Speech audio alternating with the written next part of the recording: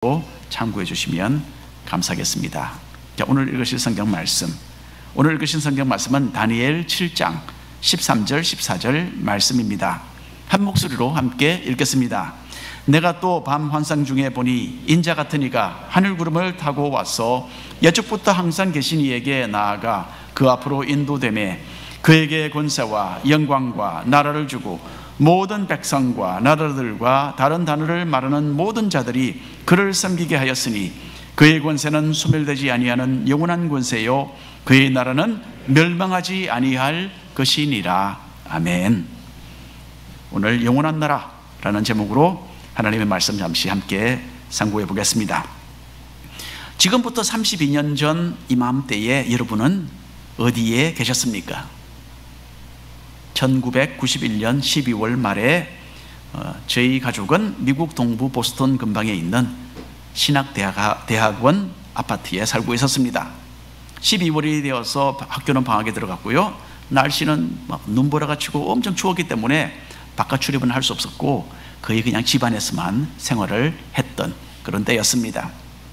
그 아파트 같은 층에는 우리 외에 또 다른 한국 학생 가정이 하나 더 있었어요. 그 후로 지금까지 32년 동안 함께 연락하며 친하게 지내는 목사님 가정인데요, 약 한 2년 전에 저희 교회에 방문하셔서 말씀도 전해주셨던 전정진 교수님이 그때 저희와 같은 아파트 같은 층의 빌딩에 사셨습니다. 자, 저희는 그날 날씨도 춥고 해서 집안에서 그냥 TV를 켜놓고 뉴스를 보고 있었습니다. 그런데 저희들의 눈과 귀를 의심할 수밖에 없는 어마어마한 사건이 하나 보도되었어요. 소련이 붕괴되었다라는 소식이었어요. CNN 뉴스를 통해서 보게 된 이 뉴스, 참으로 엄청난 충격을 안겨다 주었습니다. 그 당시 소련은 미국과 쌍벽을 이루면서 대립해온 공산주의 국가였어요. 42년 동안 이어졌던 냉전 기간 동안에 소련은 미국보다도 더 많은 핵무기를 보유하고 있었습니다. 그래서 미국 사람들은 소련 때문에 핵전쟁의 공포 가운데 늘 살았습니다. 그리고 소련 공산주의 체제는 너무나 철저해서 절대로 무너지거나 패배당할 수 없을 것이라는 그런 인상을 저희들은 강력하게 받았던 그런 때였습니다. 그런데 그날 이 무력의 상징이었던 나라가 그만 해체되었다라는 것을 다른 사람들도 아니고 소련의 최고 지도자인 고르바초프 서기장이 직접 TV 앞에 나와서 발표를 했어요. 정말로 믿어지지 않는 그런 순간이었습니다. 아파트 다른 끝에 사셨던 전정진 전도사님은 순식간에 쾅쾅쾅쾅 달려오셔서 저희 집 문을 막 두드리셨어요. 문을 열어드리자마자 전도사님은 눈을 크게 뜨고서 저한테 강전도사님, 소련이 무너졌어요, 그렇게 크게 외치시는 것이었어요. 그날 저희는 참 오랫동안 정신을 잃은 사람들처럼 TV 뉴스 속으로 빠져들어가고 있었습니다. 그리고 저의 생각 속에는 한 가지 질문이 거듭해서 되풀이되고 있었어요. 어떻게 이런 엄청난 일이 일어날 수 있었을까? 아무도 소련이 그렇게 갑자기 붕괴되어서 순식간에 14개의 나라로 나눠질 것이라고는 예상치 못했습니다. 그리고 지금 우리가 상상하기는 참 힘들시겠지만은 언젠가는 현재 세계 최강국인 미국도 그 힘과 지위를 잃을 날이 올 것입니다. 그리고 그 후에는 다른 어떤 나라가 위력을 떨치면서 세계 역사를 주도해 나가겠죠. 여러분, 이 세상에는 다툼과 전쟁과 고통과 죽음이 쉴 날이 없습니다. 지금도 우크라이나와 이스라엘에는 전쟁의 소용돌이가 계속되고 있습니다. 이 모든 것은 인류가 하나님의 그 선하신 뜻을 저버리고 죄를 선택한 타락의 결과입니다. 하지만 이런 어두운 인류 역사 속에서도 세상 나라들의 흥망성쇠는 결국 하나님의 손안에 있는 것입니다. 어떤 나라가 생기기도 전에, 어떤 능력 있는 왕이 일어나기도 전에 하나님은 이 모든 것을 미리 다 알고 계세요. 그리고 언젠가는 이 모든 세상 나라들의 시대 그 자체가 끝이 날 것입니다. 하나님께서는 인류의 역사를 마무리하실 것이고, 모든 사람들은, 이 세상 모든 민족과 모든 언어와 모든 백성들은 하나님의 심판대 앞에 서게 될 것이에요. 그때 우리 믿는 사람들은 주님께서 통치하시는 영원한 나라의 백성이 되어서 하나님을 섬기며 진정한 평화를 누리게 되는 것입니다. 이제 이 한 해의 마지막을 맞이하면서 장차 올 영원한 나라를 생각하면서 미리 장래를 예비하는 지혜로운 하나님의 백성들이 되시기를 바랍니다. 1번 함께 읽겠습니다. 짐승들에 관한 환상. 다니엘서에는 하나님의 백성 유다 나라가 범죄해서 바벨론 왕국에 의해서 멸망당한 후의 일들이 기록이 되어 있습니다. 다니엘서 1장부터 6장까지는 다니엘과 친구들이 바벨론 나라의 포로로 잡혀가서 어떤 일들을 겪었는지에 대해서 적혀 있습니다. 이 사람들은 정말 여러 가지 엄청난 위기를 겪었고요, 이런 상황들을 통해서 하나님을 향한 자신들의 참된 신앙을 드러낼 수 있었어요. 그리고 살아계시는, 또 역사하시는 하나님의 능력과 권위가 온 바벨론 나라에 거듭 증명된 이야기들이 다니엘 1장부터 6장까지 그렇게 기록이 되어 있습니다. 그래서 지금까지 우리는 다니엘서의 전반 부분에서 다니엘과 친구들의 믿음과 하나님께서 베푸신 기적에 대해서 읽어왔습니다. 그런데 다니엘서의 후반부가 되는 7장에서 12장까지는 전혀 다른 내용들이 기록이 되어 있어요. 여기서 우리는 하나님께서 다니엘에게 장래일에 대한 환상을 보여주신 것, 그리고 이런 계시에 대한 그 해석에 대한 설명을 들려주신 것에 대해서 읽게 되는 것입니다. 그래서 먼저 우리가 다니엘 7장 1, 2, 3절 말씀을 한 목소리로 읽겠습니다. 바벨론 벨사살 왕 원년에 다니엘이 그의 침상에서 꿈을 꾸며 머릿속으로 환상을 받고 그 꿈을 기록하며 그 일의 대략을 진술하니라. 다니엘이 진술하여 이르되 내가 밤에 환상을 보았는데 하늘의 네 바람이 큰 바다로 몰려 불더니 큰 짐승 넷이 바다에서 나왔는데 그 모양이 각각 다르더라. 바벨론 나라의 느부갓네살 왕이 다스릴 때로부터 그 손자 벨사살이 왕이 되기까지는 약 한 55년의 세월이 흘렀습니다. 그러니까 젊은 소년으로서 이 이방 나라에 끌려갔던 다니엘은 이제 한 70세 정도 나이의 노년이 된 겁니다. 다니엘은 하나님께서 보여주신 꿈과 환상을 간추려서 여기에 기록을 하고 있다고 하는데요, 먼저 다니엘은 환상 가운데 하늘에서 네 바람이 큰 바다를 향하여 부는 것을 보았습니다. 바다라는 것은 이방 세계를 가리킵니다. 그리고 하늘에서 바람 넷이 불었다는 것은 하나님께서 세상 나라들의 역사의 흐름을 주관하신다라는 뜻이겠죠. 보통 바람이 불면 동에서 서로 불든지 남에서 북으로 불든지 이렇게 한 방향으로 부르게 되는데, 이 특별한 경우에는 하늘의 네 방향에서 하늘로부터 바람이 불어서 한 곳으로 이렇게 집중되었다라고 합니다. 그러니까 이게 보통 바람이 아니죠. 물론 이것은 다니엘이 환상 가운데 본 아주 특이한 상황입니다. 상징적인 상황이죠. 다니엘은 바닷속으로부터 그래서 큰 짐승 4마리가 나오는 환상을 보게 됩니다. 읽어볼까요? 4절부터 7절까지 말씀, 이번에는 한 절씩 저랑 여러분 나누어서 읽어보겠습니다. 첫째는 사자와 같은데 독수리의 날개가 있더니 내가 보는 중에 그 날개가 뽑혔고 또 땅에서 들려서 사람처럼 두 발로 서게 함을 받았으며 또 사람의 마음을 받았더라. 또 보니 다른 짐승 곧 둘째는 곰과 같은데 그것이 몸 한쪽을 들었고 그 입의 이사이에는 새 갈빗대가 물렸는데 그것에게 말하는 자들이 있어 이르기를 일어나서 많은 고기를 먹으라 하였더라. 그 후에 내가 또 본즉 다른 짐승 곧 표범과 같은 것이 있는데 그 등에는 새의 날개 넷이 있고 또 그 짐승에게 또 머리 넷이 있으며 권세를 받았더라. 내가 밤 환상 가운데 그 다음에 본 넷째 짐승은 무섭고 놀라우며 또 매우 강하며 또 새로 된 큰 이가 있어서 먹고 부서뜨리고 그 나머지를 발로 밟았어. 함께 읽겠습니다. 이 짐승은 전의 모든 짐승과 다르고 또 10뿔이 있더라. 다니엘이 보았던 짐승들은 실제로 세상에 존재하는 짐승들과 자연적인 짐승들과 좀 비슷한 면이 있었지만은 괴상한 부분도 있었다는 이야기입니다. 첫째 짐승은 독수리의 날개를 가진 사자였어요. 둘째는 곰과 좀 비슷하게 생긴 짐승이었고 세 번째 짐승은 표범을 닮은 짐승이었는데 다른 점은 등에 날개 넷이 달려 있었고 그리고 머리가 넷이었다라는 이야기입니다. 네 번째 짐승은 뿔이 10이나 되었고 쇠로 된 이를 가진 아주 무서운 괴물의 모습이었다라고 합니다. 여러분, 다니엘은 지금 환상을 지금 보고 있는 거죠, 그렇죠? 이것은 실제의 어떤 물체를 본 것이 아니고 환상 가운데 본 어떤 상징적인 어떤 그림을 본 것입니다. 다니엘은 이 짐승들이 무엇을 뜻하는지 알지 못했지만 나중에 하나님의 천사를 통해서 그에 대한 해석을 받게 됩니다. 이 짐승들은 이 세상을 다스리게 될 왕들을 상징했다라고 합니다. 우리는 다니엘서 2장에서 이미 세상 나라들에 대한 예언에 대하여 읽었던 적이 있죠. 느부갓네살 왕은 꿈속에서 거대한 신상을 하나 보았는데 그 신상은 위에서부터 아래로 각기 4가지 다른 물질로 만들어져 있었습니다.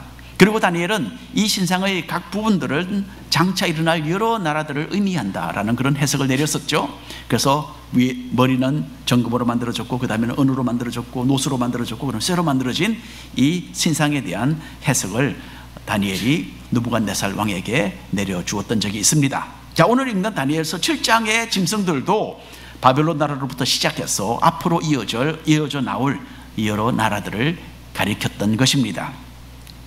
독수리의 날개를 가진 사자와 같은 짐승은 다니엘이 그 당시에 신하로서 섬기고 있었던 바벨론 왕국이었습니다. 바벨론 나라의 대표적인 느부갓네살 왕은 교만해서 하나님의 징계를 받았죠. 그리고 미친 사람이 되어서 7년 동안 짐승처럼 야생에서 살았습니다. 그 후에 제정신을 차리고 회개해서 하나님을 인정하는 그런 왕이 되었죠. 이 사자와 같은 짐승이 가졌던 독수리의 날개가 뽑혔다라는 것은 느부갓네살 왕의 그 교만이 꺾이고 겸손하게 된 것을 가리키는 것 같습니다. 그리고 이 사자와 같은 짐승이 사람의 마음을 받았다라는 점도 느부갓네살의 삶이 변화된 것을 묘사하는 것이라고 볼 수 있겠습니다. 두 번째로 곰과 같은 짐승은 바벨론 나라를 멸망시키고 그 일대를 점령하고 다스렸던 바사 왕국을 상징했습니다. 바사라는 것은 퍼시아라고 해서 지금의 이란을 이야기합니다.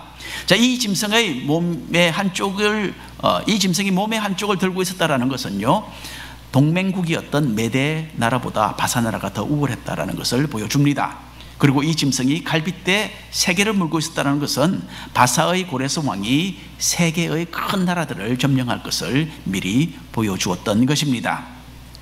머리가 4개가 달린 표범과 같은 이 짐승은 세 번째로 바사 왕국 다음에 일어날 그리스 왕국을 상징했습니다.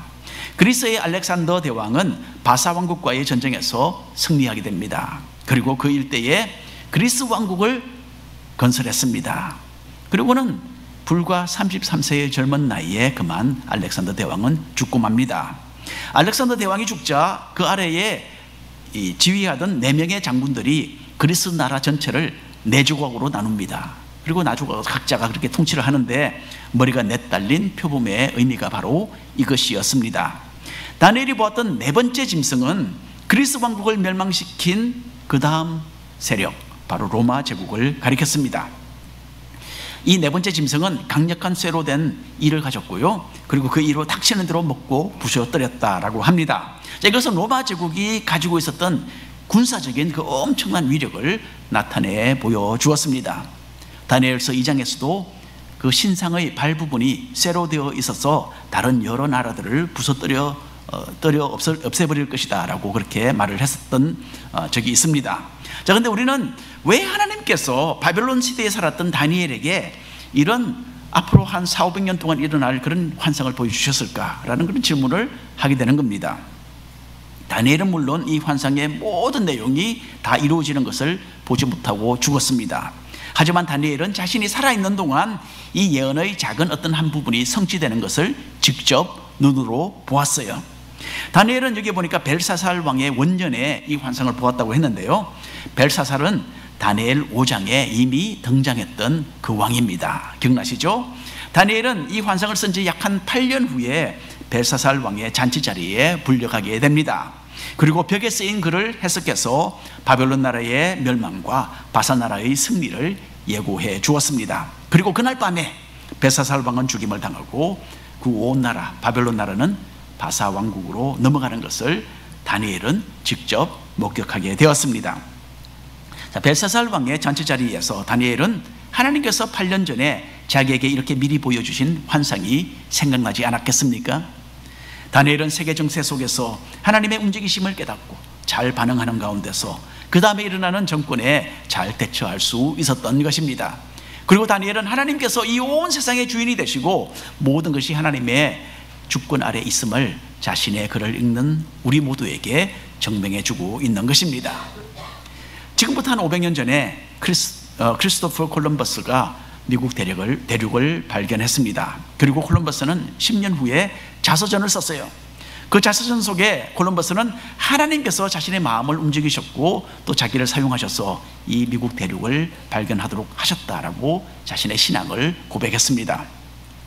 콜럼버스가 배를 타고 대서양을 건너갈 계획을 세울 때에 많은 사람들은 비웃고 조롱했어요. 쓸데없는 일이라고. 하지만 콜럼버스는 하나님께서 자기를 인도하시고 계신다라는 것을 알았어요. 그래서 성령께서 새로운 땅을 발견하는 이 큰 기적을 자기에게 허락해 주셨다고 간증하며 하나님께 영광을 돌렸던 것입니다. 여러분, 우리는 모두 상당히 개인적인 그런 자세로서 미국 생활을 하고 있습니다. 그리고 우리는 하나님을 우리의 작은 개인의 삶 속에서 역사하시는 하나님으로만 그렇게만 생각하는, 좀 제한적으로 생각하는 그런 경향이 많이 있습니다. 이것이 사실이죠. 하지만 또한 하나님은 이 온 세상 나라들의 흥망성쇠를 주관하시는 크신 하나님이시기도 한 겁니다. 하나님께서는 자신의 높고 크신 뜻을 자신의 시간에 자신의 방법대로 진행하고 계세요. 그리고 비록 세상은 하나님을 떠나 파멸을 향하고 또 치닫고 있지만은 주님께서는 여전히 그 가운데 역사하시고 자신의 백성을 위하여 선하신 뜻을 이루어가고 계시는 것입니다. 자, 주님은 온 세상과 온 우주를 다스리시는 정말 크고 위대하신 왕이신 것을 기억하시고 하나님께 마땅한 찬양과 경배 드리시는 우리 모두가 되기를 간절히 바랍니다. 2번 함께 읽겠습니다. 적 그리스도에 관한 환상. 다니엘은 환상 가운데 짐승들 중에서 특별히 네 번째 짐승을 유심스럽게 관찰했습니다. 이 짐승은 다른 짐승들보다 더 끔찍했고 더 괴상했습니다. 이 짐승은 뿔이 10개나 되었고요, 쇠로 된 이를 가지고 있었어요. 그리고 나중에 이 짐승은 하나님의 참 특별한 심판을 받게 됩니다. 이 짐승에게 달렸던 뿔 10개는 로마 시대와 연결되어서 이 세상에 등장할 나라들을 상징했습니다. 다니엘서 2장에 언급되었던 신상의 10발가락 시대와 일치하는, 그러니까 10발가락 또 10개의 뿔, 이게 일치되는 그런 내용입니다. 다니엘 7장 8절 말씀 함께 읽겠습니다. 내가 그 뿔을 유심히 보는 중에 다른 작은 뿔이 그 사이에서 나더니 첫 번째 뿔 중의 셋이 그 앞에서 뿌리까지 뽑혔으며 이 작은 뿔에는 사람의 눈 같은 눈들이 있고 또 입이 있어 큰 말을 하였더라. 자, 여러분, 이제 다니엘의 환상은 더 이상해졌어요. 막 더 아주 수준이 정말 더 달라졌습니다. 10개의 뿔이 달린 이 짐승에게 작은 뿔이 하나 났고 그 뿔로 인해서 이전에 있던 뿔 중에 3개가 뽑혔어요. 그리고 이 작은 뿔을 가만히 보니까 거기에 사람의 눈이 막 박혀 있는 거예요. 이상하죠? 징그럽죠? 또 사람의 입이 거기에 달려 있어서 자기 스스로를 높이는 말을 했다라고 다니엘이 지금 기록하고 있습니다. 이 네 번째 짐승에 대해서 하나님께서는 천사를 통해서 더 자세한 내용을 설명을 다니엘에게 전해 주셨습니다. 다니엘 7장 23절 이하에 있는 말씀 우리가 한 목소리로 읽겠습니다. 모신 자가 이처럼 이르되 넷째 짐승은 곧 땅의 넷째 나라인데 이는 다른 나라들과는 달라서 온 천하를 삼키고 밟아 부서뜨릴 것이며 그 10뿔은 그 나라에서 일어날 열방이요 그 후에 또 하나가 일어나리니 그는 먼저 있던 자들과 다르고 또 새 왕을 복종시킬 것이며 그가 장차 지극히 높으신 이를 말로 대적하며 또 지극히 높으신 이의 성도를 괴롭게 할 것이며 그가 또 때와 법을 고치고자 할 것이며 성도들은 그의 손에 붙임받아 한 때와 두 때와 반 때를 지내리라. 이 작은 뿔은 장차 일어날 어떤 강력한 왕 또는 지도자를 가리키는데 몇몇 나라들을 멸하고 나머지 왕들의 지지를 받게 되는 것입니다.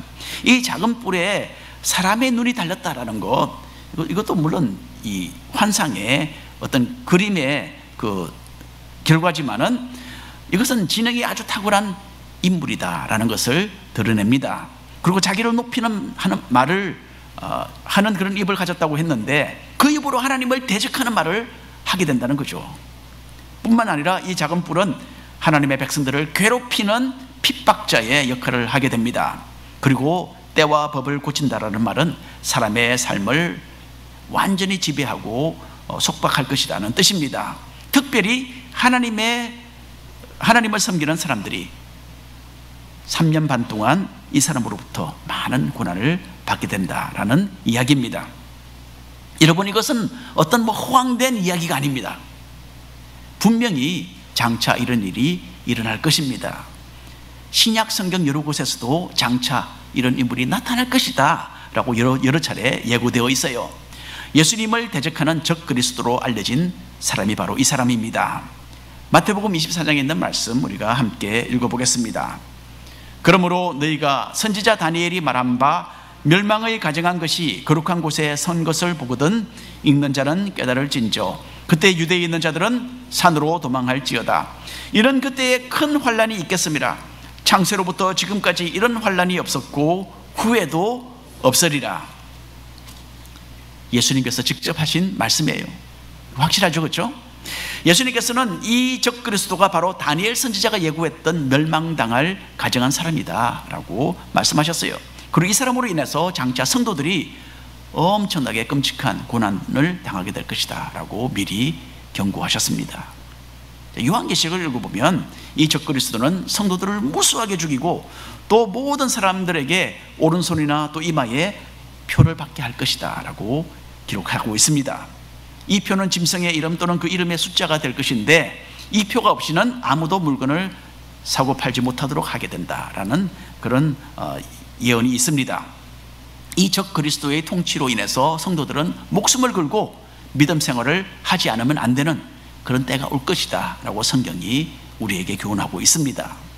여러분, 이 네 번째 짐승과 관계된 10나라가 실제로 어떤 나라들을 가리키는지에 대해서는 정확하게는 알지 못합니다. 오래전에 거의 한 50년 전에 제가 중학생이었던 1970년대에는 이 10개 나라들은 유럽 공동체를 형성하게 될 그 나라들이다 라고 주장하는 목사님들이 여럿 있었어요. 처음에는 6개 국가로 시작되었던 유럽 공동체가 1979년도에는 9개 나라로 확대되었어요. 그래서 이 숫자가 10이 되면 이 예언이 이루어질 것이다, 그리고 적그리스도가 나타나지 않겠느냐 많이 떠들썩했었어요. 그 당시에 1981년도에 그리스가 유럽 공동체에 가입함으로써 10개 나라 숫자가 다 채워졌습니다. 그런데 적그리스도가 나타나지 않았어요. 그럼 그 후에 몇 년이 지나면서 다른 여러 나라들이 유럽 공동체에 가입을 했습니다. 그리고 지금은 유럽 연합이라는 이름으로 EU, 그렇죠? 유로피언 유니언이라는 이름으로 바뀌어서 모두 27개 나라가 지금 가입이 되어 있어요. 자, 이제는 유럽 연합이 이 10개 나라를 가리킨다라고 주장하는 사람은 아무도 없는 것 같습니다. 너무 좀 섣불리 해석을 내린 그런 경우가 되겠죠, 그렇죠? 아마 몇 년 전에 있었던 베리칩에 대한 관련된 소동에 대해서 아마 여러분도 기억하고 계시겠죠. 저희 교회 성도님 중에서도 이 베리칩은 짐승의 표고 이것을 받으면 지옥이 간다 라는 그 말을 듣고 막 너무너무 무서워서 저를 찾아온 분이 계세요. 그분은 저에게 그 당시에 그 오디오 테이프이죠, 테이프를 15개를 가지고 오셨어요. 여기에 이거 들어보니까 막 너무너무 무섭습니다, 막 어떻게 하면 좋아요, 막 너무 그분을 진정시켜 드리기 위해서 제가 그 15개 테이프를 일일이 다 들어봤어요.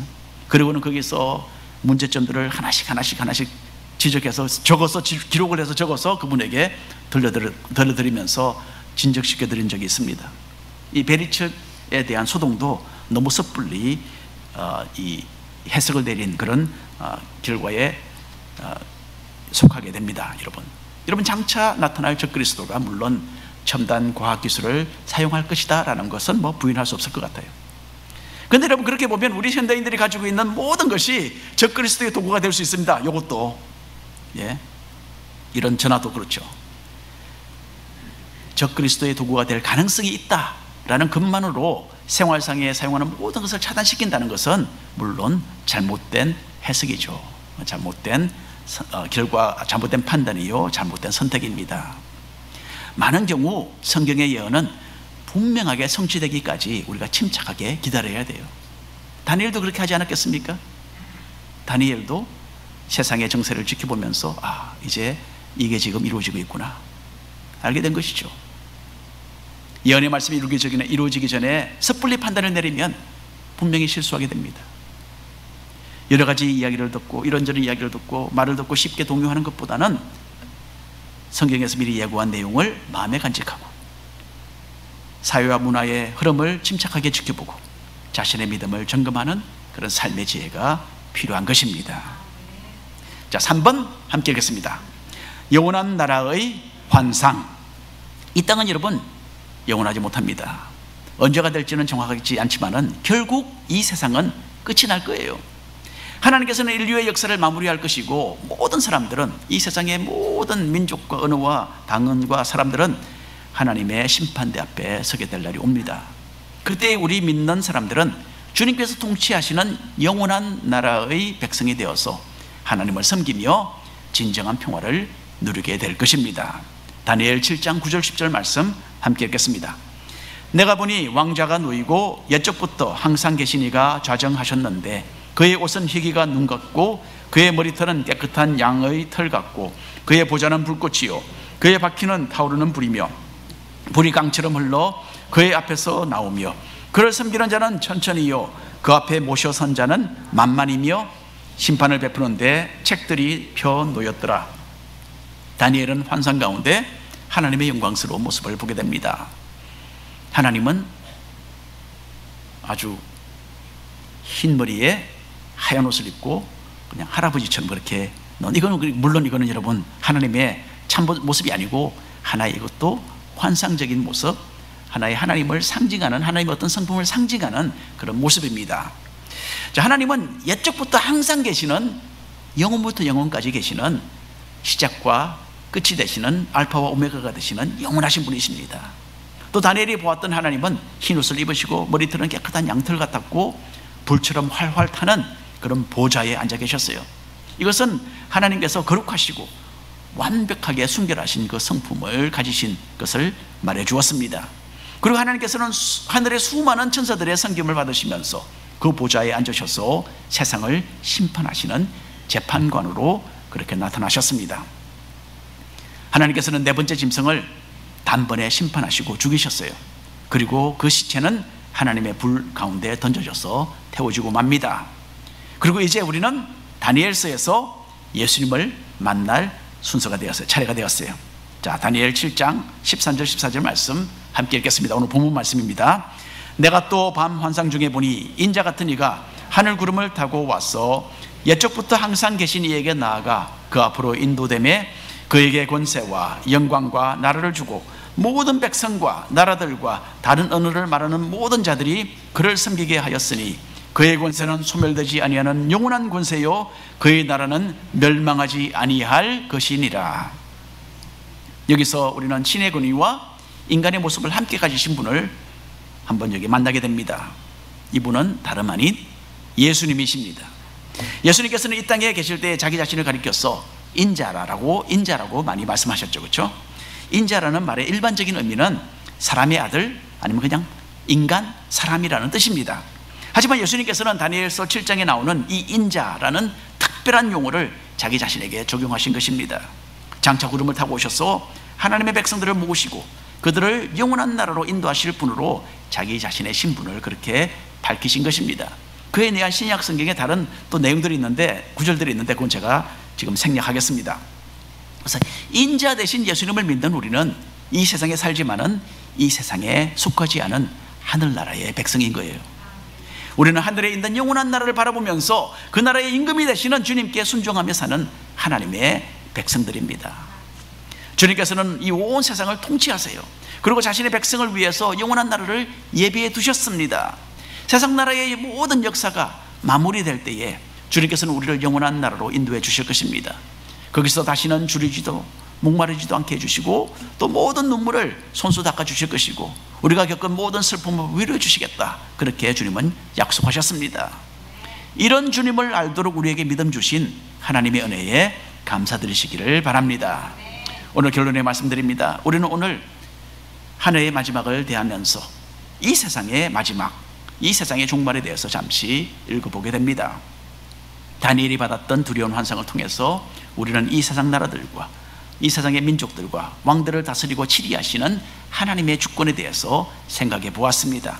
그리고 우리는 장차 일어날 적그리스도로 인해서 우리 믿는 사람들이 겪게 될 고난에 대해서도 미리 경고를 받았습니다. 여러분, 비록 이 세상에서 시달리고 때로는 업신여김을 당하고 때로는 조롱당하고 고통받고 신음하지만은 하나님의 백성된 우리는 옛날부터 하나님의 선하신 계획과 인도하심 가운데 살고 있는 것입니다. 이것을 아는 가운데서 하나님께서 예비하신 영원한 나라에 합당한 백성으로서 언제든지 주님이 부르시면 그 주님의 심판대 앞에 설 수 있도록 신앙으로 깨어있는 성도들이 되시기를 축원합니다. 기도하겠습니다.